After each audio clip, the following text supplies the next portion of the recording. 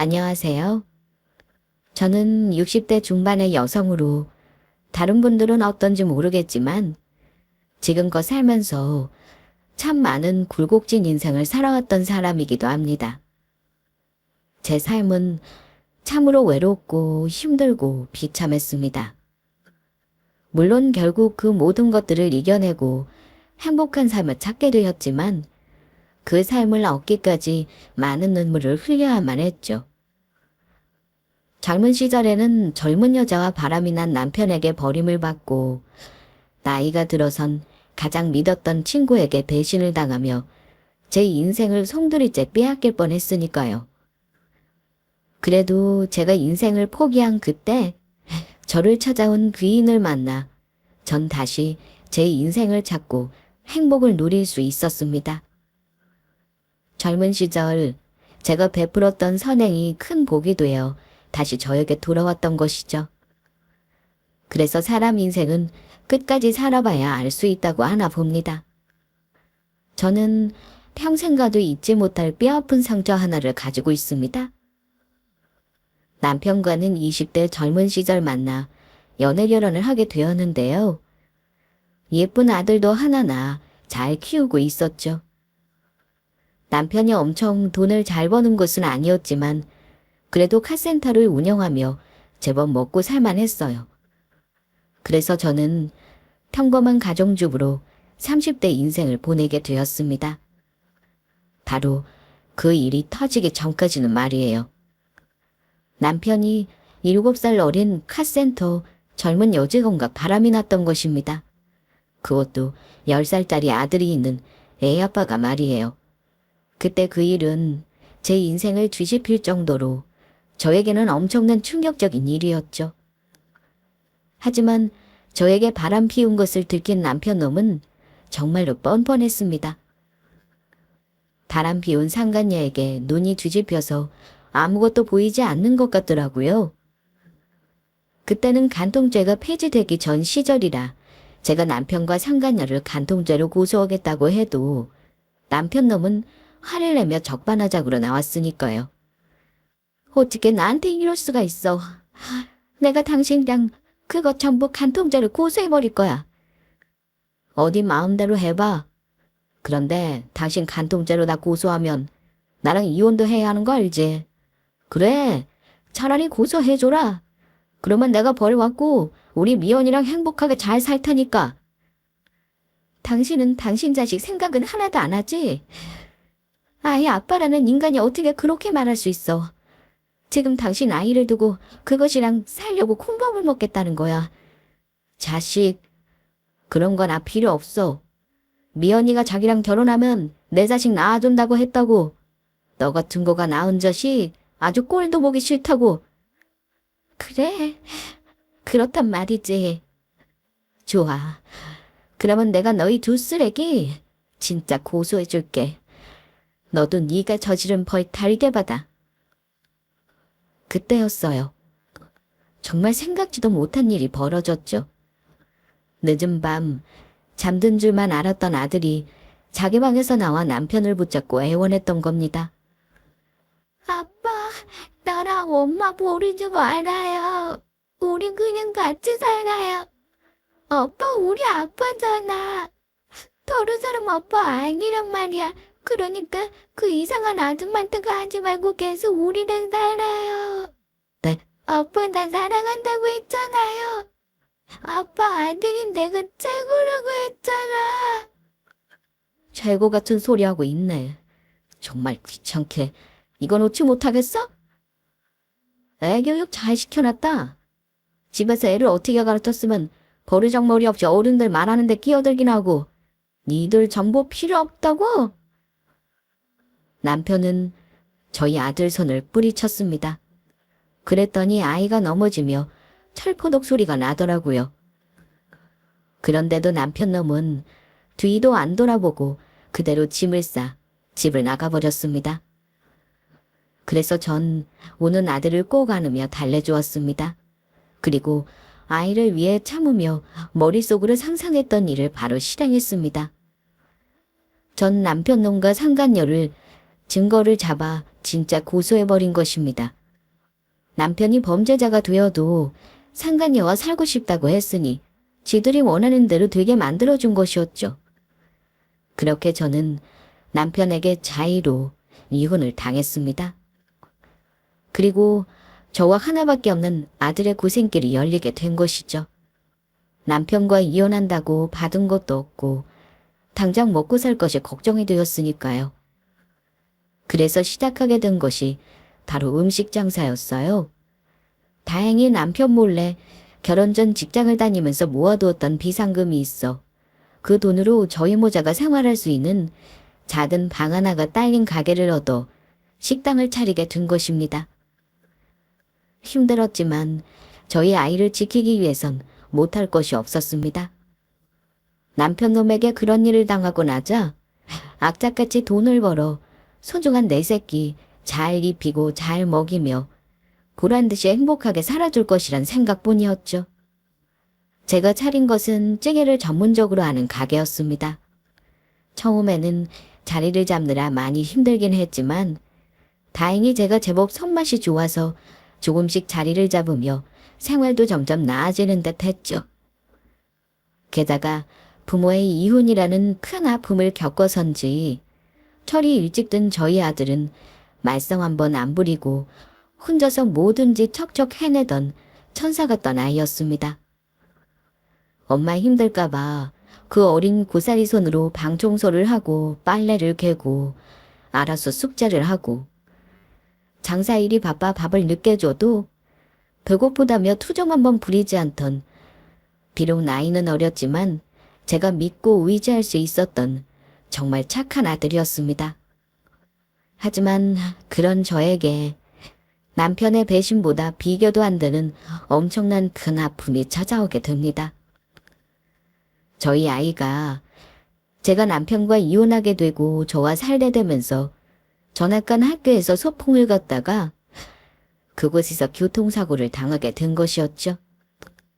저의 아이는 하루아침에 허무하게 제 곁을 떠나버리고 말았습니다.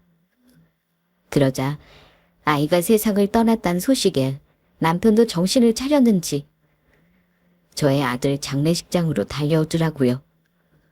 동부야, 우리 아들 동부야. 아, 이걸 어쩌면 좋아. 전부 아빠 탓이다. 아빠가 이혼하지 않고 계속 너희 엄마랑 살았으면 이런 일도 없었을 텐데. 아빠가 잘못했어, 우리 아들. 필요 없다며 아이 손을 매정하게 뿌리칠 때는 언제고. 어린 아들 장례식장에 찾아와 울고 있는 남편의 울음소리에 저는 참을 수 없었습니다. 그래서 장례식장 안에 있던 쓰레기통을 들고 와 남편 놈에게 뿌려주었죠. 이 침 쓴 거 다 못한 자식. 니놈이 여기가 어디라고 발을 들여. 그 더러운 주둥이를 지금 감히 누구 이름을 부르는데. 젊은 년한테 미쳐서 지 자식까지 버릴 때는 언제고 이제 와서 자식 타령이야. 네? 네 놈이 바람 피우지 않고 계속 같이 살았어도 우리 동배가 나랑 이사가서 다른 학교로 전학 갈 일도 없었고 그러면 소풍 가서 죽는 일은 없었어. 네 더러운 얼굴 꼴도 보기 싫으니까 당장 우리 아들 장례식장에서 나가. 너는 우리 아들 아빠들 자격도 없는 놈이야.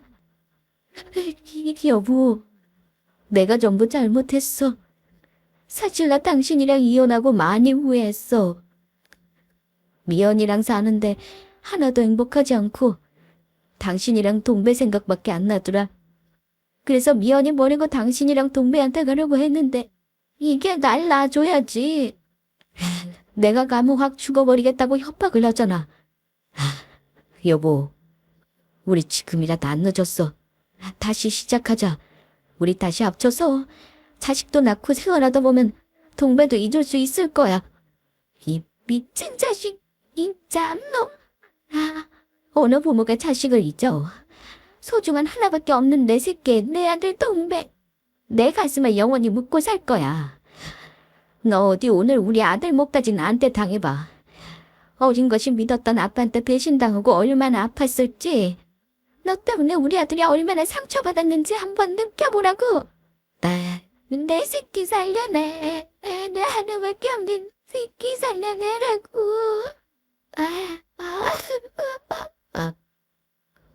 저는 그날 피눈물을 흘리며 남편 놈의 머리를 잡고 악에 받쳐 꺼들었습니다. 온 힘을 다해 죽어라 남편 놈을 때렸어요.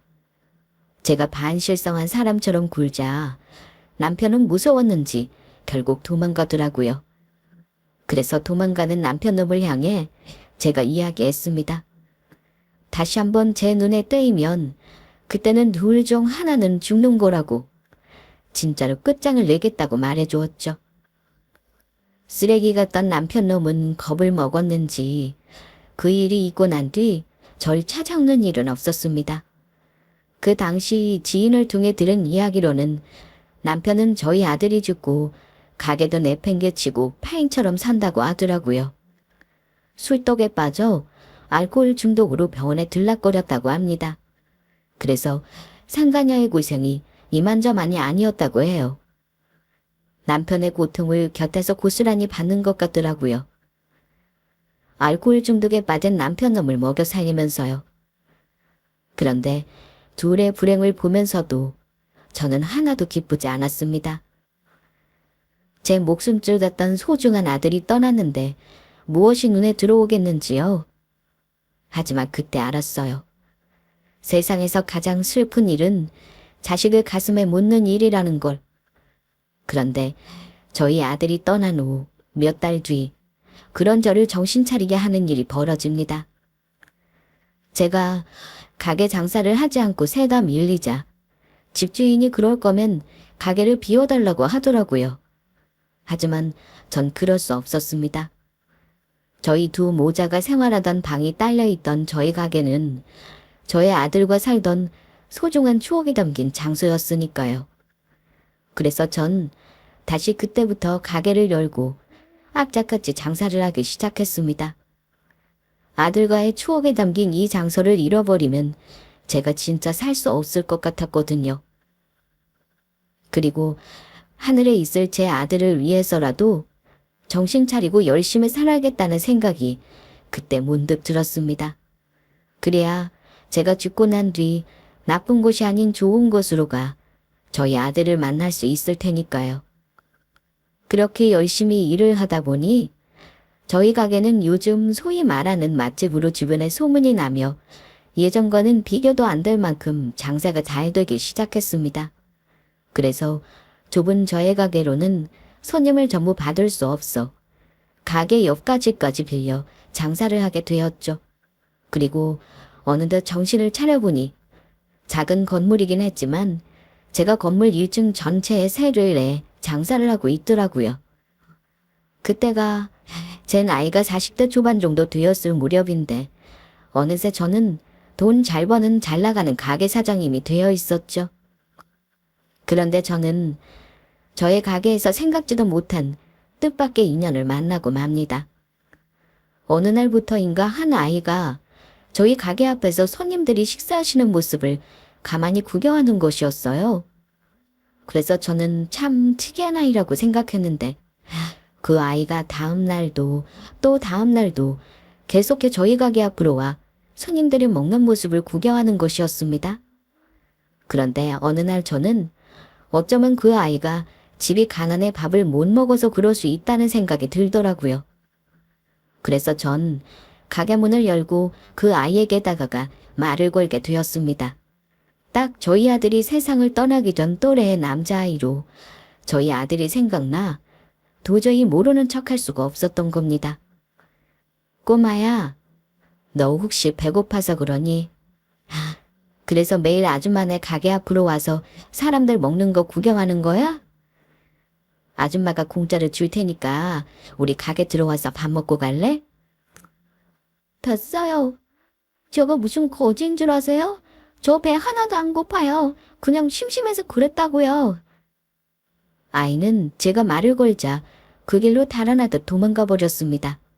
하지만 그 후로도 아이는 계속해 저희 가게 앞으로 와 손님들을 구경하는 것을 멈추지 않았어요. 그러던 어느 날 제가 주방에 들어가 청소를 하고 나오던 길이었는데 아이가 또래 친구들에게 가게 앞에서 놀림을 받고 있는 것을 목격하게 된 것입니다. 또래 친구들의 놀림에 아이는 몹시 당황한 것처럼 보였어요. 거지 자식, 너 왜 이 가게 앞에 있냐? 배고파서 사람들 먹는 거 구경하러 왔냐? 아니거든. 그냥 우연히 지나가다가 본 거야. 웃기고 있네. 야, 너 아빠 죽고 너 이제 거지 돼서 너네 엄마 동네 사람들한테 쌀이랑 돈 끌어다닌 거 내가 봤거든? 어디서 거짓말이야? 너희 엄마 우리 엄마한테 누워서 돈 빌려갔어. 그리고 이 자식 엄마 청소부라서 매일 건물 화장실 청소한다. 으아, 김동배 더러워. 화장실 청소를 하고. 어쩐지 몸에서 이상한 냄새 나더라. 옷도 맨날 똑같은 것만 입고 김동배는 거지래요. 거지래요. 나 거지 아니야. 나 배고파서 여기 있던 거 정말 아니라고. 엄마. 엄마. 저는 아이의 이름을 듣고 너무나도 깜짝 놀랐습니다. 세상을 떠난 저희 아들과 똑같은 이름이었으니까요. 그것도 성씨까지 하나 틀리지 않고 같았던 겁니다. 그런데 아이들이 이제는 아예 아이를 벽에 몰아붙여서 작정하고 놀리기 시작하더라고요. 그때 저는 머리보다 몸이 먼저 움직였어요. 글쎄 어느새 제가 저희 아들과 같은 이름의 아이를 향해 가게 밖으로 뛰쳐나가고 있더라고요. 그리고 전 본능적으로 또래 친구들에게 놀림당하고 있던 아이를 꼭 껴안으며 말했죠. 너희들 우리 동배한테 뭐하는 짓이야? 누가 이렇게 못된 짓 하라고 그랬어? 아줌마 누군데 참견이세요? 나도요. 우리 동배 엄마 얼굴 아는데 아줌마는 동배 엄마도 아니잖아요. 우리 동배 큰이보다 어쩔래? 내가 오늘 동배 보고 싶어서 가게로 놀러 오라고 했는데 갑자기 손님들이 많아져서 동배가 가게 밖에서 혼자 놀고 있었던 거야. 동배야, 큰이보 말 맞지? 아이를 갑자기 자신을 껴안고 편을 들어주던 저를 보고 놀라는가 싶더니 저의 말에 제가 아이의 편을 들어주기 위해 큰 이모라고 말했던 것을 눈치채고는 제 장단에 맞춰줬어요. 맞아. 우리 큰 이모야. 우리 이모가 나 가게에 놀러 오라고 해서 여기 있었던 거라고. 뭐, 동배한테 이모가 있었어. 너희들 전부 잘 들었지? 그리고 동배 엄마가 하는 청소부 일이 어떻다고 너희들 놀리는 거니? 열심히 땀 흘려 일하는 직업이 무엇이 되었든 값진 거라고. 게다가 우리 동배가 거지긴 왜 거지야? 너희도 우리 가게 동네에서 음식 맛있기로 소문난 음식점인 거 알고 있지? 그래서 내가 돈도 아주 많이 번다고. 동배 이모가 이렇게 돈을 잘 버는데 우리 동배가 정말로 입을 옷이 없겠어. 내가 옷도 많이 사줘서 동배 집에 좋은 옷들도 엄청 많은데 그냥 동배가 이 옷을 제일 좋아해서 매일 입고 다녔던 거야. 뭐야? 김동배, 그런 거였냐? 그건 우리가 몰라서 오해했네. 그런데 너희들 저기 앞에 초등학교 다니지? 거기 초등학교 교장 선생님이 우리 가게 단골 손님이신데 교장 선생님께 말씀드려서 너희들 우리 동배 괴롭혔다고 혼내주라고 할까? 교장 선생님께 부탁해서 너희 부모님들 전부 불러서 너희들이 우리 동배한테 얼마나 못되게 굴었는지도 이야기하고 그러면 너희들 부모님께 엄청 혼날 텐데 괜찮겠어? 안 돼요. 그러면 엄마한테도 진짜 죽는다고요. 맞아. 그러면 엄마 나 밖에 나가 못 놀게 하고 학원 보낸다고 할걸? 다시는 동배 안 괴롭히면 되잖아요. 얘들아 가자. 아이들은 제 말에 바로 도망치려고 하더라고요. 그래서 제가 그런 아이들을 다시 불러 세웠죠. 잠깐! 너희들 동배 놀리고 괴롭혔던 건 사과하고 가야지. 너희들 이대로 그냥 가면 내가 진짜 내일 교장 선생님 만나러 학교로 찾아간다. 그러니까 어서 우리 동배한테 놀려서 미안하다고 사과하고 앞으로 다시는 안 그런다고 약속해. 알겠어요. 사과하면 되잖아요. 김동배, 내가 놀려서 미안하다. 다시는 안 그럴게. 용서해줘. 그래, 나도 잘못했어. 너 거지 아니니까 우리 다시는 너 보고 거지라고 안 놀릴게. 너희 이모한테 교장 선생님께 이러지 말아달라고 이야기해줘. 미안해. 알겠어. 너희를 사과 받아줄게. 다시는 나 놀리지 마. 저는 아이들에게 또다시 친구를 놀렸다가는 그때는 정말로 교장 선생님을 찾아갈 거라고 이야기했죠. 그렇게 아이들을 알아듣게 타이른 후 모두 돌려보냈습니다. 그리고 또래 친구들에게 놀림을 받던 저희 가게 앞을 구경하던 아이에게 고개를 숙여 시선을 맞춰 말했어요. 너 이름이 동배니? 아줌마가 너 동배라고 불러도 되지? 네. 아줌마 도와주셔서 고맙습니다. 동배야, 아이들이 놀려서 많이 놀랐지? 그래도 너무 속상해하지 마. 아이들이 어려서 철이 없어서 그런 거니까. 그리고 동배를 위해서 열심히 일하는 동배 엄마는 누구보다 훌륭하고 멋진 분이셔. 저도 알고 있어요. 엄마가 저 위해 얼마나 열심히 일하시는데요. 그래서 엄마 속상해 하실까봐 아이들이 놀리는 것도 엄마한테 말하지 못했어요. 그런데, 아이들이 자꾸 저보고 거지라고 놀려서 저 거지 아닌데 자꾸 거지래요. 동배야, 절대 거지 아니야. 아줌마가 잘 알아. 그냥 동배는 남들보다 조금 부족하게 살 뿐이야. 그가 나쁜 것도 절대 아니고 아줌마도 동배처럼 힘들게 살 때가 있었는걸? 그리고 동배 학교 잘 다니고 공부 열심히 하면 나중에 꼭 성공해서 멋진 사람이 될 테니까 아무 걱정하지 마. 지금 아이들한테 놀림받는 거 아무것도 아니야. 동배가 나중에 성공해서 저런 못된 아이들을 혼내주면 돼. 정말요? 아줌마, 저도 공부 열심히 하고 학교 잘 다니면 성공할 수 있어요? 아줌마처럼 가게 가진 멋진 사장님이 될 수 있냐고요?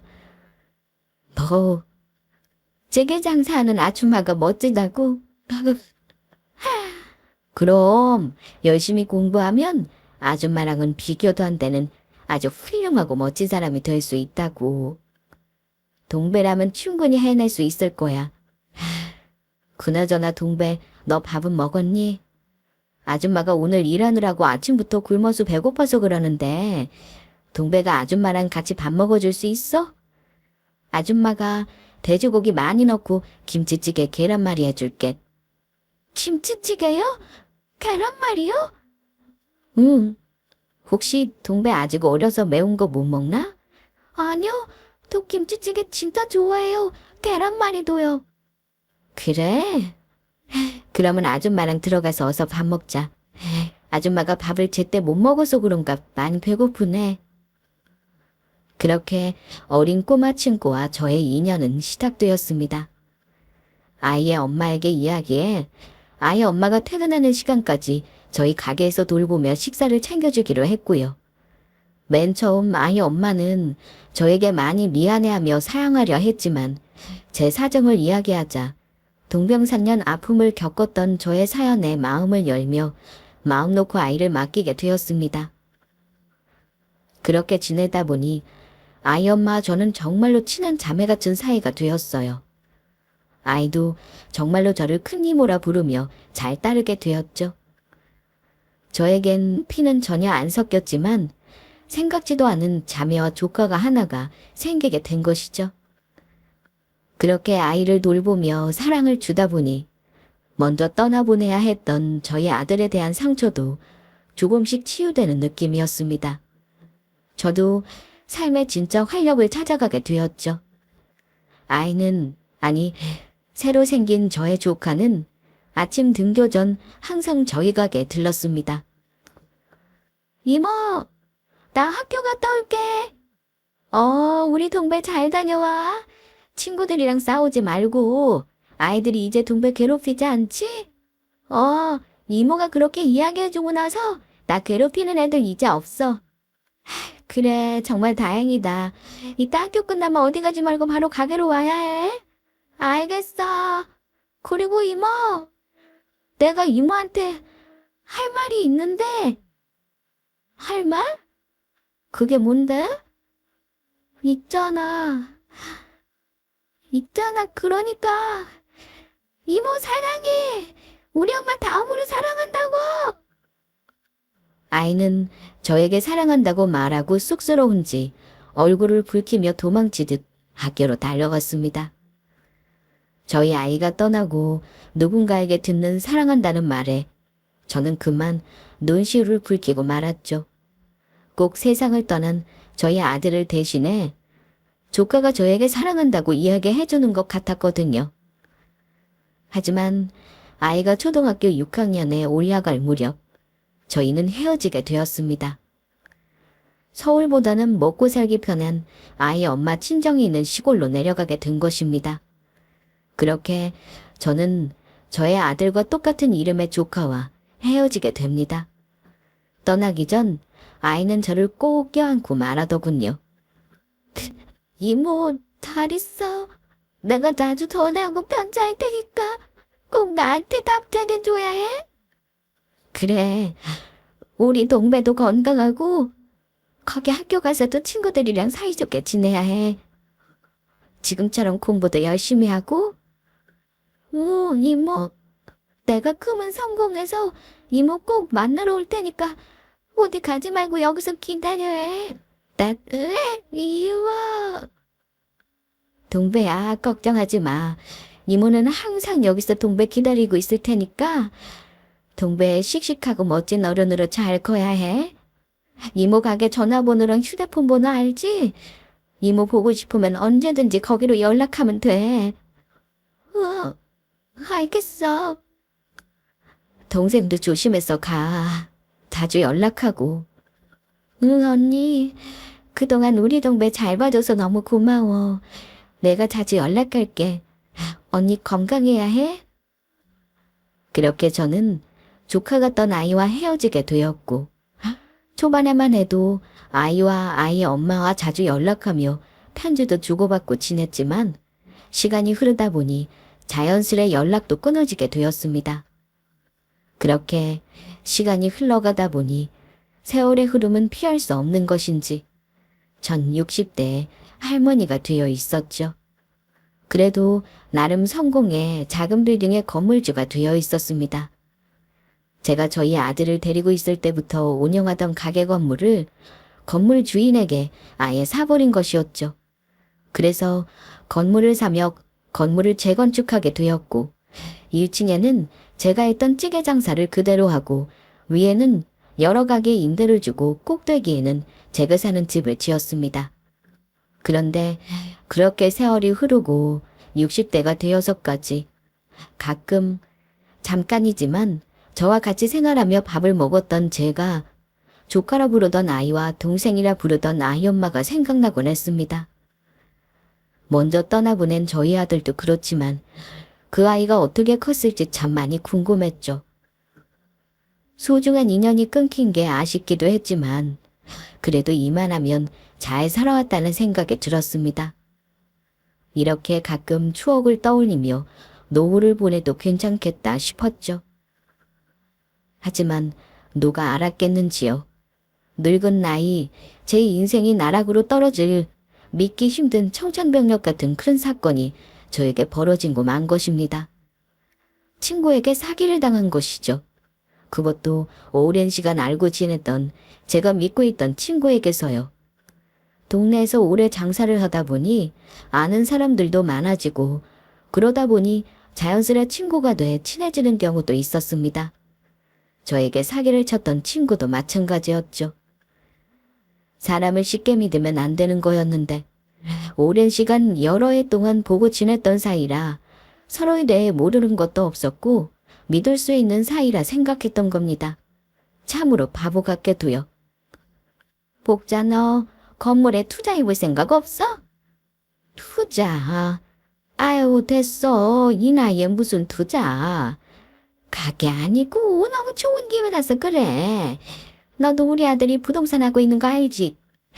그래서 이번에 우리 아들이 아는 사람들이랑만 해서 오피스텔을 크게 하나 지어보려고 하는데 그게 수익이 투자금의 3배는 된다고 하더라. 뭐 그렇게나 많이? 그래 그래. 원래 건물 짓는 게 남는 장사라고 하더라.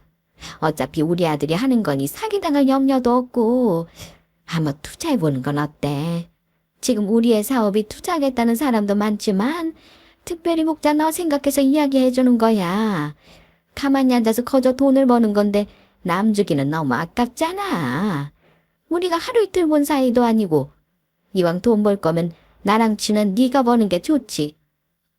그 후 친구는 고민만 해보라며 저를 오피스텔을 지을 땅이라며 데리고 가 아들을 시켜 건물 설계도를 보이며 공사 현장도 보여주고 사무실도 데려가 다른 투자자들도 만나게 해주며 제가 100% 믿도록 행동했습니다.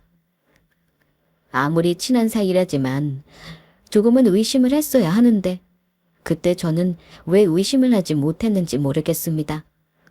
저는 덜컥 대출을 받아 친구 아들이 한다는 오피스텔 건축 사업에 투자를 했던 겁니다. 저희 건물을 담보로 은행에 대출을 받아 투자를 하게 된 것이죠. 하지만 그 후 친구의 행동이 조금씩 이상해졌습니다. 친구 아들의 사업에 투자를 한 후 얼마 지나지 않아 친구가 저를 피하기 시작했던 거죠. 현수가 나야. 요즘 왜 이렇게 얼굴 보기가 힘들어? 어떻게 건물은 잘 짓고 있는 거야? 그럼 아무 문제 없지. 넌 그냥 나랑 우리 아들만 믿고 기다리고 있으면 된다니까. 그건 그렇고 얼굴도 보고 싶고 하니까 언제 우리 가게 놀러 와. 현숙이 네가 좋아하는 동태찌개 끓여줄 테니까. 아, 그래. 그런데 요즘 아들 사업 도와주라 바빠서 시간 내기가 힘드네. 그래도 내가 조만간 시간 내서 너희 가게 들을 테니까 기다리고 있어. 나 그러면 이만 바빠서 끊는다. 그러다 결국 저에게 일이 터지고 맙니다. 어느 순간부터 친구가 제 전화를 받지 않아 걱정하던 차에 어느 날 친구에게 전화를 해보니 없는 번호라는 음성이 나오는 것이었습니다. 저는 너무 놀라 친구 아들이 아는 부동산으로 달려갔죠. 그러자 사무실은 문이 굳게 닫혀 있었고 몇몇 사람들이 저처럼 친구와 친구 아들을 찾으러 와 있었습니다. 그래서 저는 다시 친구 집으로 황급히 달려갔어요. 그런데 친구 집은 이미 짐을 빼고 텅 빈 상태였습니다. 그래서 근처 부동산에 알아보니 얼마 전에 집이 팔려 전 주인이 나갔다고 하더라고요. 그때 전 알게 되었죠. 제가 친구에게 부동산 투자 사기를 당했다는 사실을요. 말로만 듣던 부동산 투자 사기를 제가 당하고 만 것입니다. 저는 그때 바닥에 철퍼덕 주저앉고 말았습니다. 아이고, 이를 어쩌면 좋아. 이제 내 인생은 끝난데. 내 건물, 내 가게. 이를 어쩌면 좋아. 그 후 알게 된 사실은 저뿐만이 아니라 친구와 친구 아들은 오피스텔 건축 사업을 한다며 주변 사람들에게 사기를 쳤다는 것이었습니다. 그리고 사기친 돈을 가지고 도망을 갔던 것이죠. 친구가 보여줬던 건설 현장도 다른 사람이 짓고 있던 오피스텔의 건설 현장을 찾아가 자신이 아들이 하는 것처럼 연기를 했던 것입니다. 저는 그 사실도 모르고 감쪽같이 속고 말았고요. 친구를 부동산 사기로 경찰에 신고를 했지만 이미 작정하고 도망간 인간을 잡기란 쉽지 않았습니다. 게다가 건물을 담보로 대출을 받은 돈이 있으니 은행에 당장 매달 나가는 이자와 빚을 갚지 않으면 건물이 넘어갈 판이었죠. 사기 피해를 입은 사람들과 함께 변호사를 고용하긴 했지만 변호사의 말은 사기꾼들이 도망친 상황에서 경찰이 범인들을 잡기를 기다려야 하지 딱히 자신이 할 일이 없다고 하더라고요.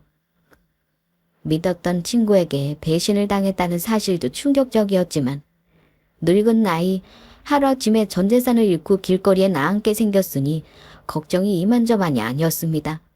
게다가 거의 제 반평생을 함께한 가게까지 잃어야 하는 상황이다 보니 그 슬픔이야 이루 말할 수 없었죠. 그때는 절대 그런 생각하면 안 되는 거지만 마음 같아서는 확 이 세상을 끝내고 싶더라고요. 그래도 가만히 넋놓고 있을 수만은 없었기에 가게를 열어 장사를 했습니다. 가게에서 쫓겨나기 전까지는 어떻게든 한 푼이라도 벌어 가게 빚을 갚아야 했으니까요. 그런데 손님이 뜸한 오후 3시쯤 정장을 잘 차려입은 어느 멀끔한 젊은 신사 하나가 저희 가게에 들어오더라고요. 그리고는 저를 보더니 활짝 웃으며 말했습니다. 사장님 안녕하세요. 여기 돼지고기 듬뿍 넣은 김치찌개 1인분이랑 계란말이 부탁합니다. 네, 손님. 조금만 기다려주세요. 젊은 신사는 제가 만든 김치찌개랑 계란말이가 나오자마자 맛있게 먹으며 앉은 자리에서 밥 3공기를 싹싹 비우더라고요. 그래서 젊은 사람이 먹성이 좋다 생각했죠. 그런데 밥을 다 먹은 젊은 신사는 갈 생각을 하지 않고 웃으며 물끄러미 저를 쳐다보는 것이었어요. 그러다가 저와 눈이 마주치자 이야기하더군요. 사장님 실력 여전하시네요. 정말 맛있게 잘 먹었습니다. 네? 제가 우리 가게 단골 손님들 얼굴은 전부 알고 있어서 그러는데 처음 보는 얼굴이라 혹시 저를 아세요? 저 모르시겠어요, 사장님? 그동안 빌린 밥값 내려왔어요. 이모, 나 누군지 정말 모르겠어? 나 이모 조카 동배야. 동배? 뭐, 동배? 네가 정말 우리 동배니? 이모 나야. 이모 조카 동배. 아이고, 우리 동배가 이렇게 컸네. 동배야, 내 새끼. 이모, 이모. 제가 해준 김치찌개와 계란말이를 맛있게 먹던 젊은 신사는 다름 아닌 오래전 연락이 끊겼던 저희 조카나 다름없던 그 아이였습니다. 매일 저희 집에 찾아와 저에게 보살핌을 받으며 제가 해준 밥을 얻어먹었던 그 꼬마 아이요. 저희는 그렇게 20년 만에 재회를 하게 된 것입니다. 조카와 저는 서로를 부둥켜 안고 한동안 펑펑 울었습니다. 그리고 아이에게서 그동안의 소식을 듣게 되었죠. 조카의 말로는 중간에 갑자기 엄마가 아프며 오랜 시간 투병을 했다고 합니다. 위암이었다고 했는데 다행히 지금은 다 나은 상황이었지만 그때는 연락할 수 있는 상황이 아니었던 것 같더라고요. 하지만 좋은 소식도 있었습니다. 그때 조카의 외조부가 가지고 있던 땅이 갑자기 재개발이 들어가며 땅 부자가 되었다는 것이었죠. 그걸로 다행히 엄마의 병원비도 충당할 수 있었고요. 그래서 엄마의 암투병이 끝나고 조카며 조카 엄마며 저에게 연락을 해보려 했지만 저와 연락이 닿지 않았다고 합니다. 아마도 그때가 제가 저희 가게 건물을 사 새 건물을 짓고 있던 때라 가게 전화도 받을 수 없는 상태였을 겁니다. 게다가 조카와 조카 엄마가 연락이 끊겼다고 생각했던 저는 휴대폰 번호를 바꾸면서 서로 연락할 방법이 완전히 사라지게 된 것이고요. 그래도 조카는 저를 잊지 않고 있다가 인터넷으로 검색하던 중 겉모습은 바뀌었지만 저희 가게 간판을 확인하고 혹시나 하는 마음에 찾아왔던 것입니다. 그리고 조카에게서 뜻밖의 깊은 소식도 듣게 되었죠. 나 이모 덕분에 열심히 공부해서 변호사 됐어. 이모가 그때 나보고 공부 열심히 하면 훌륭하고 멋진 사람 될 수 있다는 말에 내가 얼마나 열심히 공부했다고. 그래서 이모 만나서 이 사실 꼭 알려드리고 싶어서 찾아왔던 거야. 세상에, 우리 동배가 정말 변호사가 됐다고? 이렇게 고마울 때가? 내 새끼 장하다. 정말 장해. 이모는 그동안 잘 지낸 거야? 우리랑 연락 끊기고 어떻게 지낸 거야? 그럼 나야 뭐 장사하면서 아주 잘 지냈지. 그런데 얼굴이 왜 이래? 혹시 어디 아프기라도 한 거야? 사실은 그게 아니고 저는 조카에게 제가 사기꾼 친구에게 당했던 일을 차근차근 설명해주기 시작했습니다. 조카는 제 말에 화를 내며 분노하고 말았죠. 그런데 그 다음에 정말로 놀라운 상황이 펼쳐졌습니다. 조카는 제 이야기를 끝까지 듣더니 아주 뜻밖의 말을 해왔던 겁니다. 이모, 걱정하지 마. 내가 도와줄게. 동배야, 마음은 고맙지만 네가 어떻게 나를 도와준다는 거야. 이모는 네가 이렇게 찾아와서 내 이야기 들어준 것만으로도 고마워. 이모, 이래봬도 나 잘 나가는 변호사라고. 그러니까 내가 이모의 변호사가 돼서 뭐든 도와줄게. 맞다. 우리 조카 변호사였지? 그런데 정말이야? 정말 동배가 이모 도와줄 거야. 고맙다. 정말 고마워. 이모 울지 마. 이젠 이모 곁에 내가 있잖아. 그런데 이모가 가진 거라고 네 건물밖에 없는데. 만약 그 사기꾼들 못 잡으면 어떻게 하지? 이모는 앞으로 뭐 먹고 살아? 이모, 걱정하지 마. 내가 있잖아. 어렸을 때 이모가 나 키워줬는데 내가 반은 이모 자식이라고. 그러니까 정말 이모가 그렇게 되면 그때는 내가 먹여 살릴 테니까 아무 걱정하지 마. 내가 지금 이모 가게만큼은 아니지만 작은 가게라도 하나 차려줄게. 내가 그 정도 능력도 된다고. 뭐? 그래도 내가 어떻게 너한테 그런 신세를 줘. 그리고 변호사 수입료는 얼마나 줘야 하니? 그런 건 안 줘도 돼. 그리고 어렸을 때 이모가 나 키우다시피 하면서 내가 이 가게에서 먹은 밥값이 얼만데. 그 공짜밥 이젠 내가 제대로 갚는다고 생각하면 되잖아. 그러니까 이모, 아무 걱정하지 말고 나만 믿고 있어. 조카는 그날부터 정말 저를 위해 열심히 뛰어다녔습니다. 제가 입은 피해 사실이며 계약서며 같이 사기를 당했던 사람들과 증인 진술이며 통신기록 등을 확인했죠.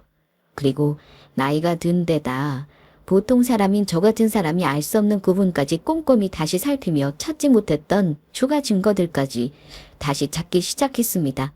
그리고 얼마 지나지 않아 이모, 잡았어. 잡았다고. 지금 경찰서에서 막 연락이 왔는데 그 사기꾼들 잡아서 서울로 연행해 오고 있나 봐. 뭐? 그게 정말이야? 아마 경찰서에서 이모한테도 곧 연락이 갈 거야. 나머지는 내가 알아서 다 할 테니까 이모 너무 걱정하지 말고 마음 편안히 있어. 동배야, 정말 고맙다. 그런데 그 사기꾼들은 어떻게 잡은 거야? 이모가 준 증거 자료 중에 친구라는 그 사기꾼 여자랑 대화한 문자 내용 있었잖아. 그거 보고 찾았어. 이모랑 대화할 때 그 사기꾼이 친한 친척이 시골에 산다는 말이 나와서 혹시 그곳에서 지내고 있는 건 아닌지 경찰관한테 연락해서 확인 좀 해달라고 했는데 정말로 거기서 숨어 지내고 있었지 뭐야. 경찰관들도 조만간 내려가 확인해 보려고 했었다고 하더라. 내가 그랬지. 나 능력 있는 변호사라고. 그래. 이 이모한테는 우리 동반밖에 없다. 가게 오면 이모가 맛있는 거 해줄 테니까 언제든지 들러. 알았어. 이모 그러면 내가 또 상황 보고 전화할게. 사기를 쳤던 친구와 친구 아들은 친척 집에 숨어 생활을 하고 있었던 것입니다. 필요할 때는 친척의 주민등록증을 빌려 사용했고요. 알고 보니 조만간 사기친 돈을 들고 중국으로 밀항할 계획이었더라고요. 조금만 늦었어도 그 사기꾼들을 놓칠 뻔했던 겁니다. 저는 다행히 사기당했던 돈을 일부 빼고 대부분 돌려받을 수 있었습니다. 그 사기꾼 일당들은 제가 투자했던 돈을 전부 써버려 없으니 콩밥을 먹겠다고 나왔지만 제 투자금 전부를 빼돌려 친척 계좌로 입금시킨 정황이 드러나며 전부 토해내야 했죠. 그렇게 친구며 친구의 아들이며 두 사기꾼을 도운 친척까지 전부 교도소행을 면치 못했습니다. 아마도 친구는, 아니 이제 친구라도 부르기도 싫은 그 사기꾼은 아들과 함께 사기죄로 오래도록 감방 생활을 하게 될 것 같습니다. 늙은 나이, 노후를 감방에서 보내게 된 것이죠. 그리고 전 자매처럼 지낸 제가 동생이라 부르던 조카의 엄마와도 다시 재회를 하게 되었습니다. 언니, 이게 얼마만이야. 내가 얼마나 보고 싶었다고. 동생 반가워. 나도 그동안 자기가 얼마나 보고 싶었는지 알아? 내가 아프지만 않았어도 우리가 그때 연락이 끊어지는 일은 없었을 텐데 정말 미안해. 무슨 그런 말을 해. 동생 건강이 더 중하지. 그리고 이렇게 다시 만났잖아. 그거면 된 거야. 내가 동생이랑 동배 다시 만나서 얼마나 기쁜지 몰라. 나도 언니. 우리 앞으로는 절대 헤어지지 말고 서로 의지하면서 같이 행복하게 살자. 그래, 이모. 우리 이제는 절대 헤어지지 말고 다 같이 행복하게 살자. 그래, 그러자. 에이, 앞으로는 행복한 일만 남았네. 사기꾼 친구를 보내고 나니 저에게는 절대로 저를 배신하지 않는 진짜 가족이 생긴 것입니다. 저의 아들 같은 조카와 친자매 같은 여동생을요. 그리고 저는 은행 대출금을 전부 갚으며 가게 문을 닫지 않고 계속 식당을 할 수 있게 되었습니다. 게다가 그 일이 있고 난 뒤 조카와 여동생이 저와 같이 살겠다면서 저희 동네로 이사를 와준 것이었습니다. 가까이서 함께 살자면서요. 그 동생은 제 일을 도와주겠다면서 매일 제 가게에 출근하고 있습니다. 조카도 일이 끝나면 회사 동료들을 데리고 저희 가게에 밥을 먹으러 자주 와주었고요.